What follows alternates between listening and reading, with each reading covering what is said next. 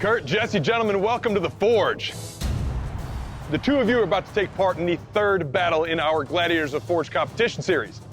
Now, Kurt, you know how this goes, but Jesse, this round is going to consist of 8 hours of bladesmithing competition where you're going to build a blade from start to finish. Now, first things first, gentlemen, we need to find out what blade from our ever-changing wall of Roman gladiator weapons you guys will both be building today. I'm thinking the Copus. The Copus traces its origins back to 7th century BC Greece, but proved such a powerful fighting weapon, it stood the test of time and remained popular throughout the Roman Empire. Featuring a wide, recurved blade that was designed to deliver deadly slashes and an enclosed guard that protected the hand, this one-handed weapon proved popular with cavalry soldiers and gladiators alike.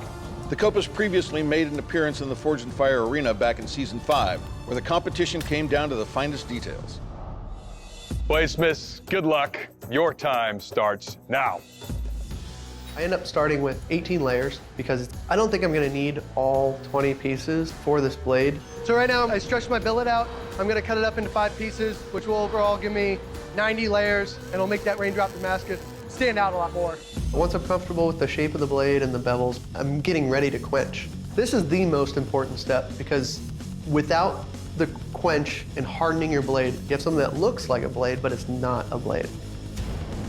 Kurt's quenched. Hotter than heck. It sounded like there was a crack. Uh-oh.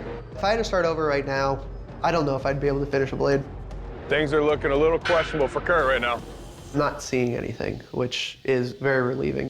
So I start working on this animal head pommel. I draw what looks like it might be a horse. I don't know what it's gonna look like when I'm finished, but right now I'm kind of going for a horse. This handle is a lot more detailed than any of the other handles he's already done. There's a much bigger gap between the handle and the guard than what I wanted. If you do have gaps, fill them.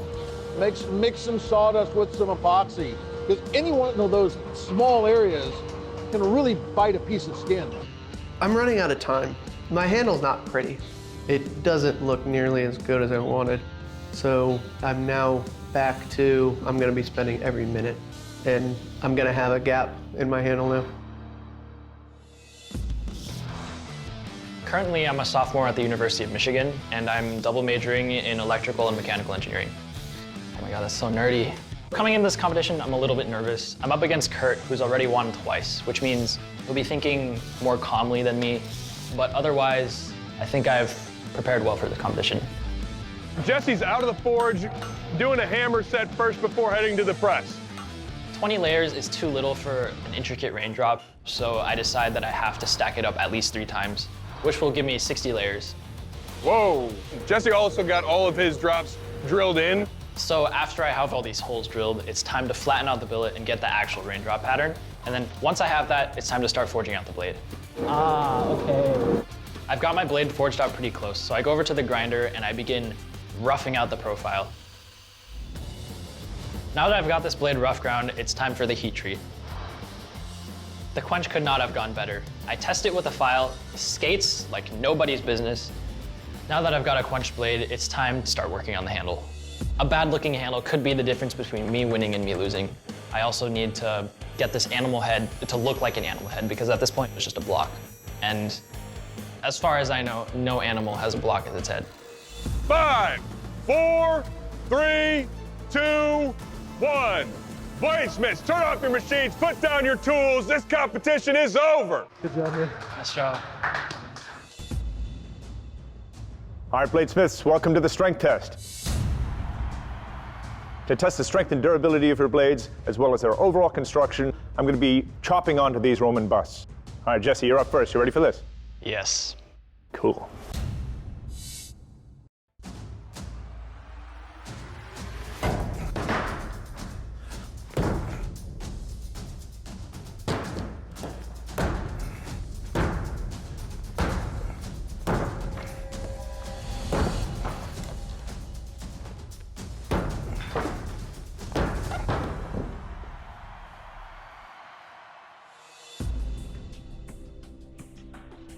All right, Jesse, your edge is perfect, like it never saw that bust.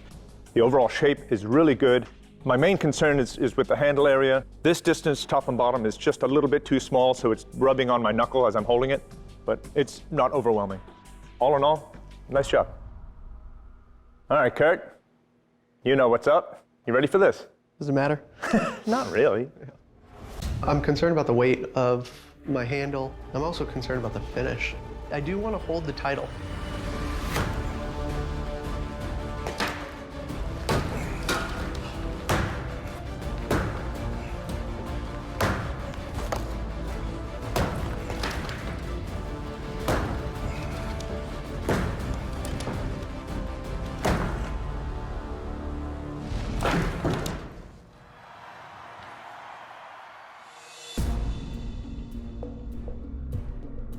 All right, Kurt. First off, your edge held up great. Pattern you have on here is beautiful. It's a really nice raindrop pattern. Well done. Moving back to the handle is blocky, which kind of isn't a very comfortable handle to hold and swing. Also, it's got a gap in the middle, and the inside edges of that gap are sharp. They're sharp enough that they're rubbing pretty hard on my knuckle. But all in all, blade held up great in this strength test. Nice job. Thank you. All right, gladiators, this is the sharpness test, the animal hide slice. Jesse, you're up first. You ready for this? Of course. Let's do this.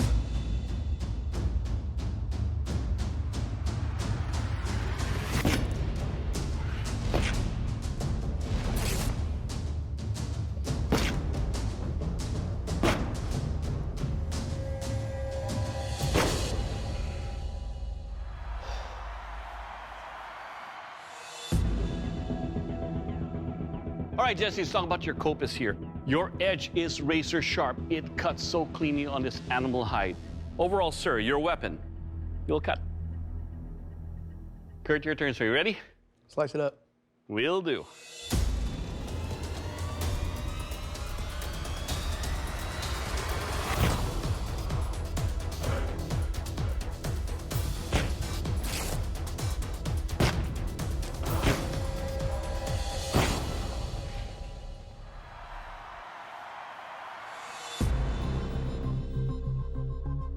All right, Kurt, let's talk about your copus here.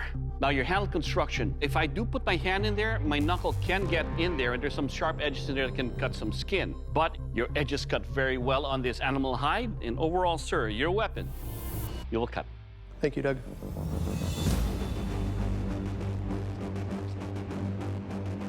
Well, gentlemen, I would say that both of your copuses performed extremely well during our test, which means that our judges have a very difficult decision to make.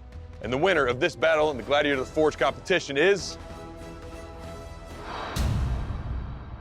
Jesse, very, very well done.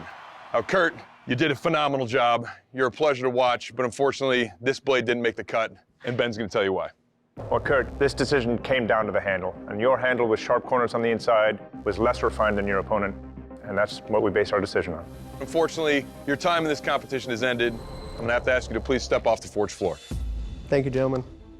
I might not have won this challenge, but I am proud of everything that I've done. So now I'm passing on the title to Jesse, and I really hope he runs with it. He seems like a very talented smith, and I have high expectations for him. Now, Jesse, you knocked the leader off his pedestal. You are now the Gladiator of the Forge, and you're getting a check for $5,000. Now, Jesse, you got a big decision to make. You just spent 8 hours fighting it out in the forge, and you came out on top. But do you have what it takes to get back in the Coliseum and get back in the battle? Of course. Absolutely, it's fantastic. It's unbelievable. I don't know how I got here. Well, congratulations again on your win in the $5,000. We will see you in the forge for the next battle. I just won $5,000. I'm gonna be doing my absolute hardest to keep winning because that's what I came here to do.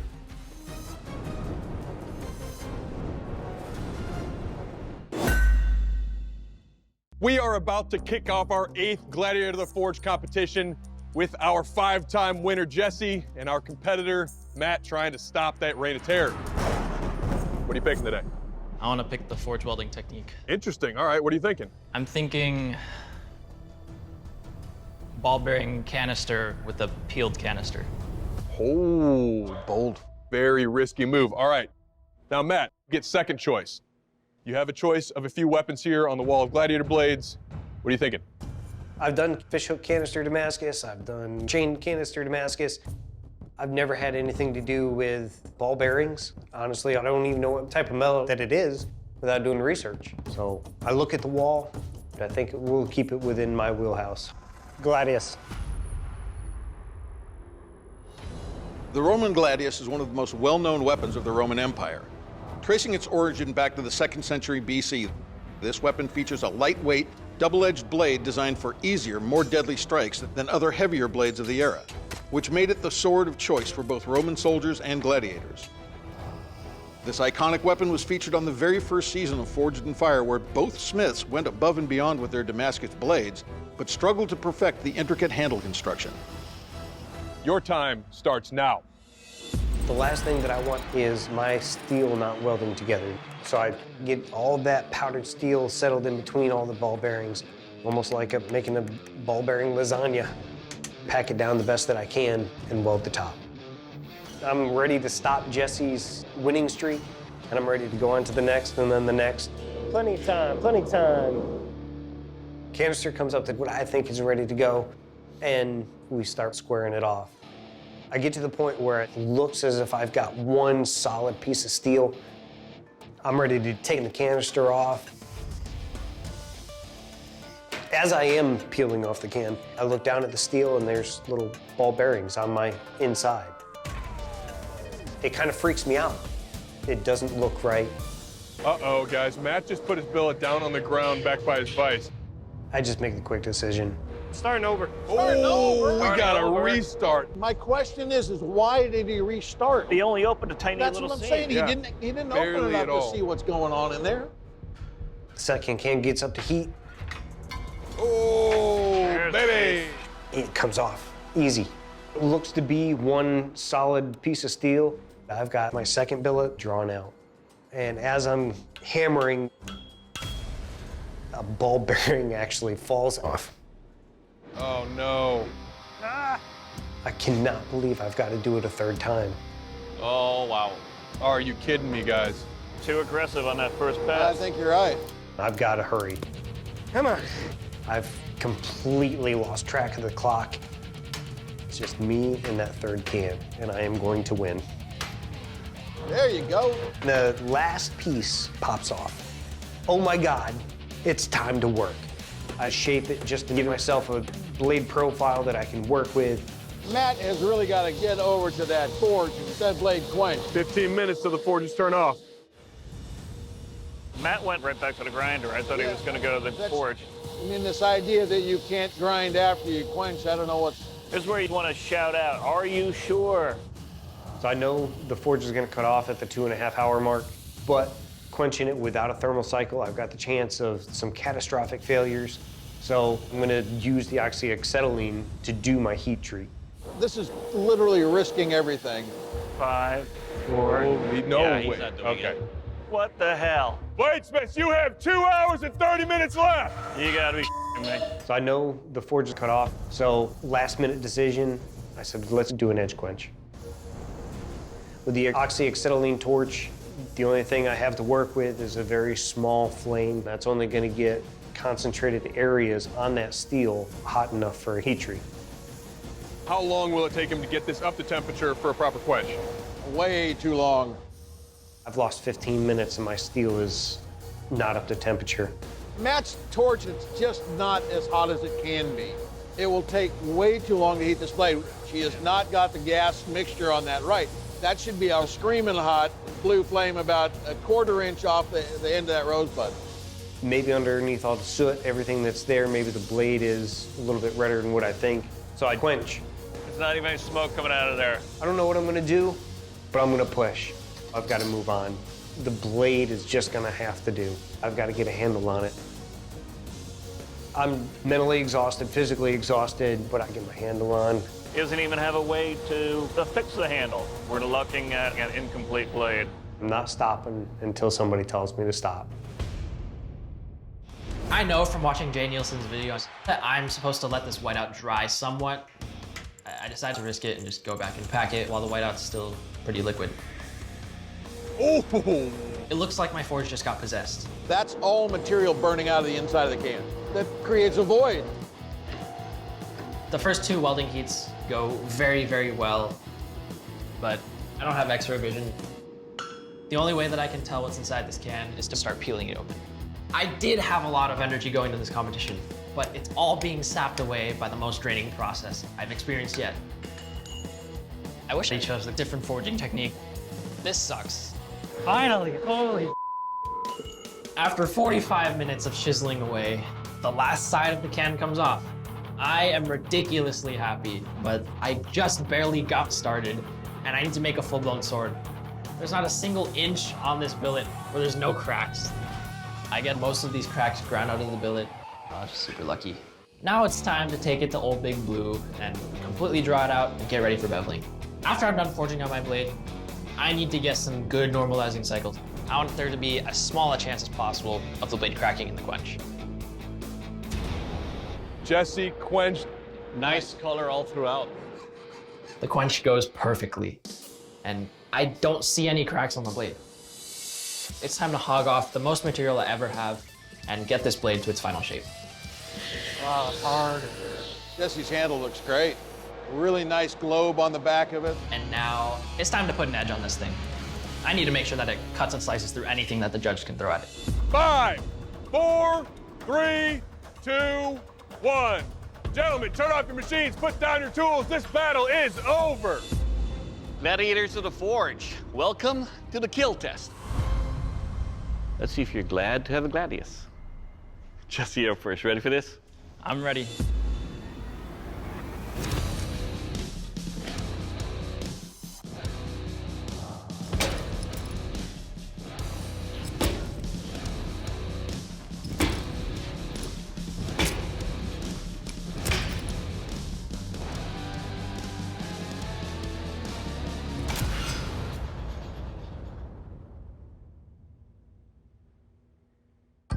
All right, Jesse, let's talk about your Gladius.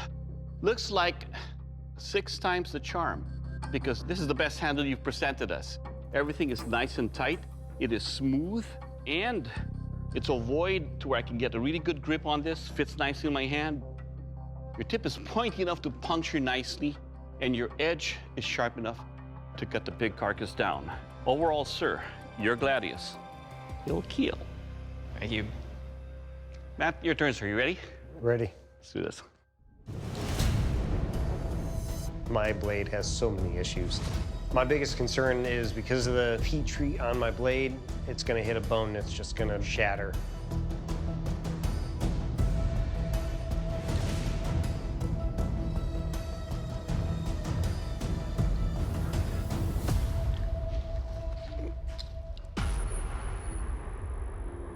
I have my questions about this handle. I don't really see a mechanical connection. I think it's just held by glue. What do you guys think? My biggest question is that thing hard? It was quenched at such a low temperature. Can't be. The only way Let's to find check. out. This blade's just not hardened.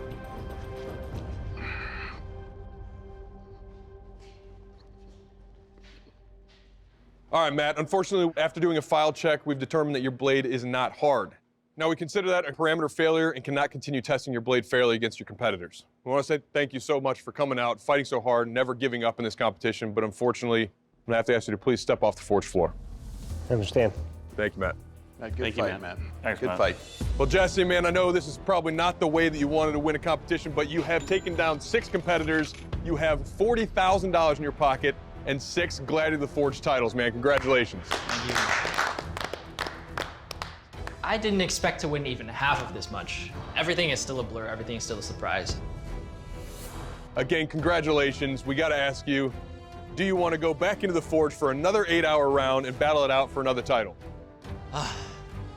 Of course. Right on, man. All right, well, congratulations, man. We will see you for another one on the Forge floor. Well done. Thank you. I'm Jesse Hu. I'm the 6-time Gladiator of the Forge, and I'm not scared about next competition.